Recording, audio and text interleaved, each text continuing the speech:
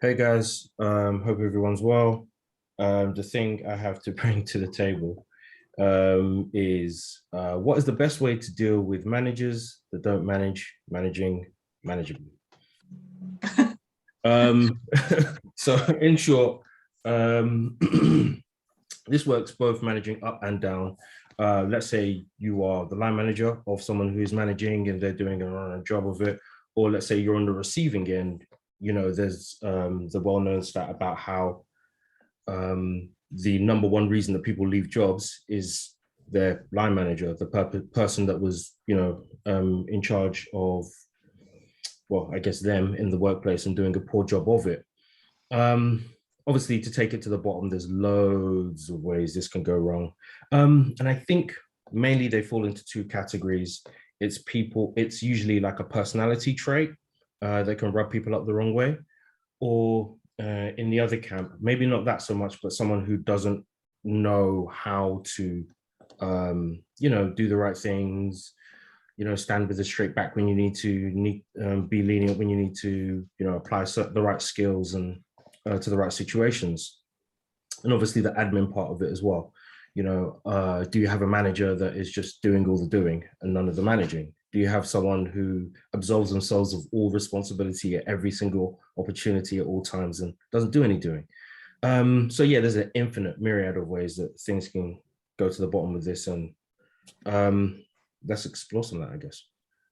Wow, it's a massive one. Huge, yeah.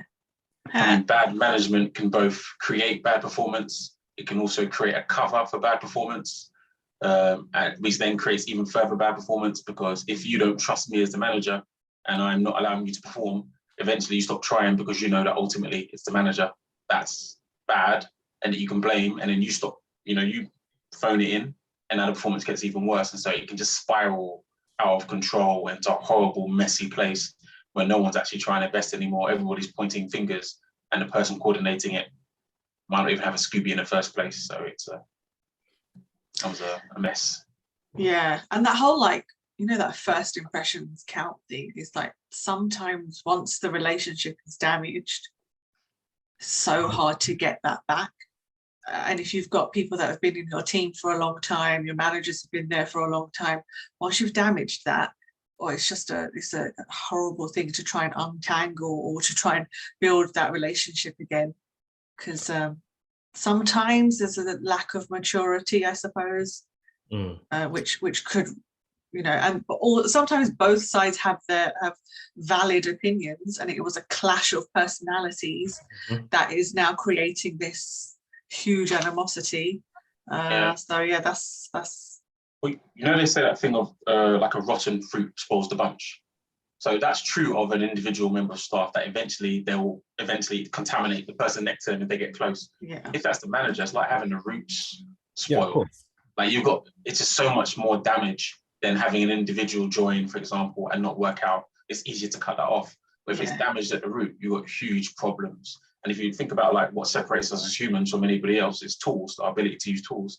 And your staff effectively become, calling them tools, that sounds pejorative, but there's a way where if you're mismanaging your team, you're not allowing people to do what they're good at.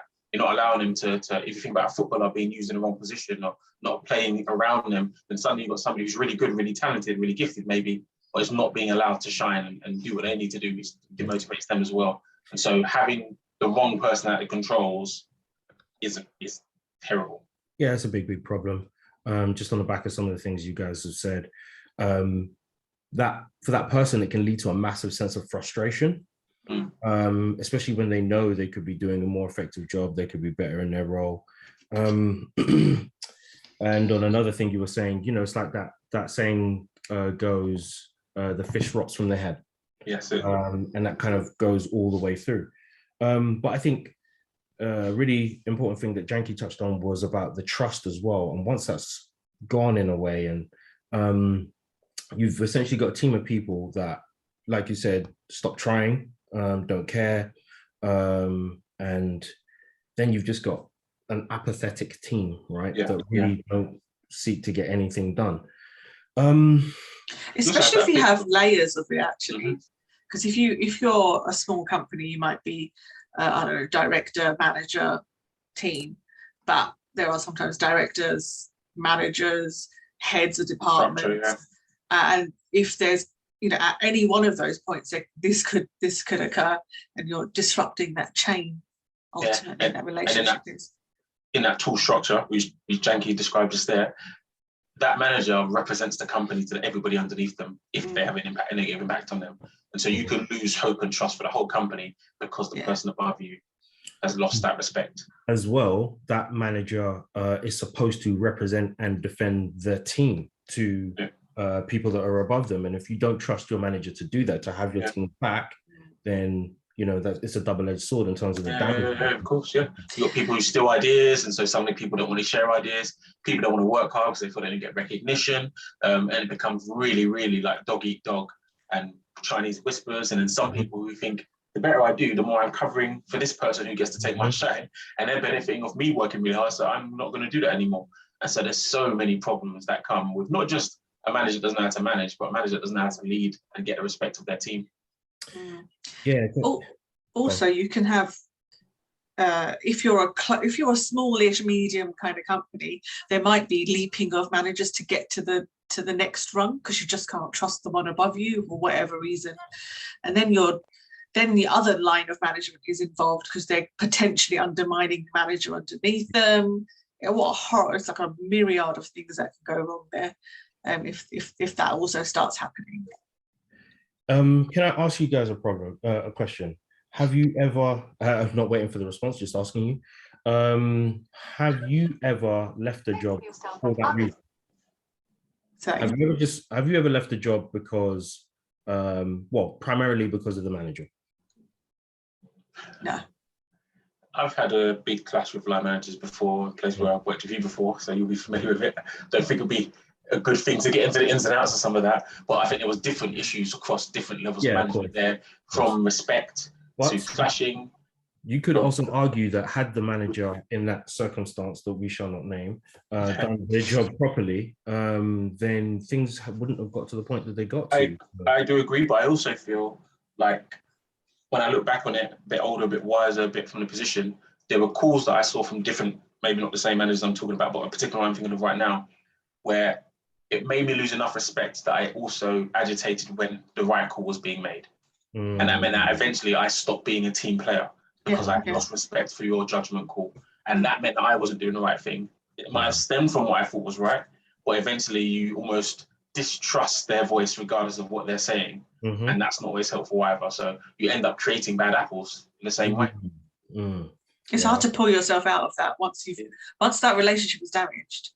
It's hard to be rational in that situation. You see it with prime ministers. They say something that's true, or experts, which we've seen in all the different political spheres over the last 5-10 years, where now something is supposedly true by the experts, and you're just skeptical. You go, I don't know, I don't trust you anymore. I'll take my chances jumping out the window, thank you. And it's like, you'd rather do that than they're saying, hey, come through the door, it's safe. No, I'll take the window because you've lost that trust. And so that can definitely happen when you lose trust or respect for a manager. Yeah, big time. Okay, all right. So we took that way down to the bottom. And the funny thing about that is it's like that's the tip of the iceberg. You can keep doing that for a long time. How do we bring it back up to the top? How do we fix this? And the two things I want to focus on are managing up and managing down, right? So if you're the person being managed by a bad manager versus if you are the person managing a bad manager. And I get that this stuff is not binary. It's not a switch that you flick and suddenly you're a bad manager. It's nuanced, obviously, and there's a scale. But generally speaking, when there's a problem. So what are the solutions to those on both ends of the spectrum? I think there's a difficult way to deal with it, depending on where you're at. But I think transparency is one of the key words I would say. Number one is transparency in terms of what you're trying to achieve. So that if everybody knows what you're trying to achieve, are you in line or are you not? Because if you don't even know what you're trying to achieve, you're going to question everything your manager's saying, regardless. But it could just be because you don't understand why the manager wants to go that route. So throughout the different chains, there should be transparency. And equally, there should be transparency around who is causing it not to happen. And so there's going to be someone in the chain, whether it's the customer, whether it's the director, owner, or who, each member of staff wants to believe they're doing well, wants to believe they're not the problem. And so they need to know that that person understands what they're doing well when they're not doing well. Now, in an ideal world, it's just their line manager, but because those clashes happen, you now have situations where that line manager has lost that person's respect, so that they don't trust them with them doing well or telling them that they're getting it wrong. So there needs to be enough independence in that transparency where somebody else can be trusted to look at it, review it, and say, this is what we're trying to achieve. This is why we're not achieving it. This is what we're going to do about it. And I just think that independent review allows that opportunity for people to breathe out and go, this is how I feel about what I'm doing, and this is what I'm willing to change in order to meet the company goals. Yeah, it's a complex one. So jumping on the back of that, I guess it's about accountability, right? People knowing their roles and being able to be held to those roles.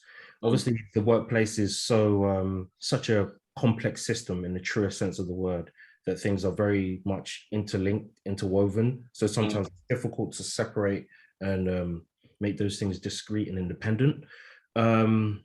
But yeah, I very much agree with that point that you just made. And also, if you're a company or even 5 people, you've all got different personalities. You're not all going to manage in the same way, and nor should you be expected to, because you bring what you bring to the table, and maybe you've been hired because you're someone who's got amazing skills with accountability. But there's something we did, whether it's worked or not, I can't actually tell you, but we created our management ethos. So this is how the board want to manage people, and we agreed it with the team. We thrashed it out. We put it in order of importance as well, to say these sorts of things, you can let slide, these sorts of things we're quite keen on keeping on top of. That can set the tone then for how your managers manage. But even then, we found that there were personality issues in that, because it's just not in them to behave that way.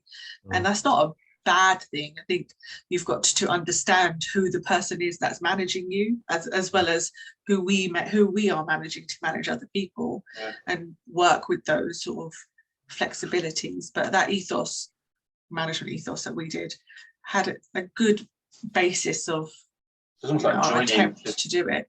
The 2 ideas is creating standards, which is what you've described, and then holding people to account against those standards. And you can't do one without the other. And the standards need to be widely shared. And that could answer, but I was trying to get to about it being transparent, is that these are the standards. If everybody knows they're the standards, even if they feel those standards aren't being met, they should be able to go somewhere where that standard can be tested, and whoever's not meeting the standard is held to account. But the tricky part is humans are so complex and irrational that a finite set of standards won't cover everything. And so that's when your personalities come into play, and that's when judgment comes into play. And there's no one size fits all for that, because no 2 people are going to give you the same issues, and no 2 people are going to resolve those issues the same necessarily. And so you have the standards as a sort of like laws, isn't it, in a country? And then you hold people to account with your judicial system, but then everything in between, you have to try and, have the right people responding. Yeah. And it's also, you want to help foster those relationships as well, because most people are nice people. Most people don't want to go out on the street and shout at people. They don't want to tell people that they're not doing their job. I'm sure this person doesn't mind, I won't name them, but there was a Christmas thing that we went to once, and someone said to that person, oh, you're actually not that bad. And that creating that space to just get to know each other and understand who they are outside of their job and outside of their role can be quite important in understanding why they work the way they work, why they are the way they are, and help them see the sort of human side to someone. Yeah, I agree with that. The human side is important, and forming the right connections. I also think something that was touched on was about the culture as well, making sure people fit the culture. And culture can be such a funny thing, right? Because if your organization is big enough, then you've got subcultures within different teams and all that kind of stuff. But I think sometimes, you can have a bit of a clash when someone doesn't fit the culture of that team or organization. And that's just a personal difference thing. Yeah. I guess with some of that personal difference sort of area, you might want to look at motivations, and that takes time. What is the motivation behind people's behavior? Is it because is that person acting up just because they're tired in their role and they want to move up and they think they're better at the role than a manager? Is the manager doing something because they're worried that if they really let that person shine, they're going to be undermined rather than accepting that person's doing a great job? Like, it's hard to get people that honest, but if you can create a culture where people are honest about their motivations as well and why they're behaving, maybe they feel constrained, maybe they need more authority, like that's when you have to be open. And I suppose the thing that covers what I'm saying is open communication and being very clear about we can talk these things through and get to the roots of the problem quickly rather than waiting for them to blow up and then the fish to rot from the head down. Yeah, and also just for managers as well, you know, regardless of where you are in the hierarchy, to be able to themselves say, okay, you know what, maybe I made a bad call. And I think that's something that a lot of people in that position really struggle with. Yeah. They think, okay, once I am the leader, I must be infallible. And people see through that, really, don't they? Also, wouldn't you also say that some people judge so much that they don't give you a chance to say that? Yeah, So you need to have a culture where people can put their hands up, because some people are wolves.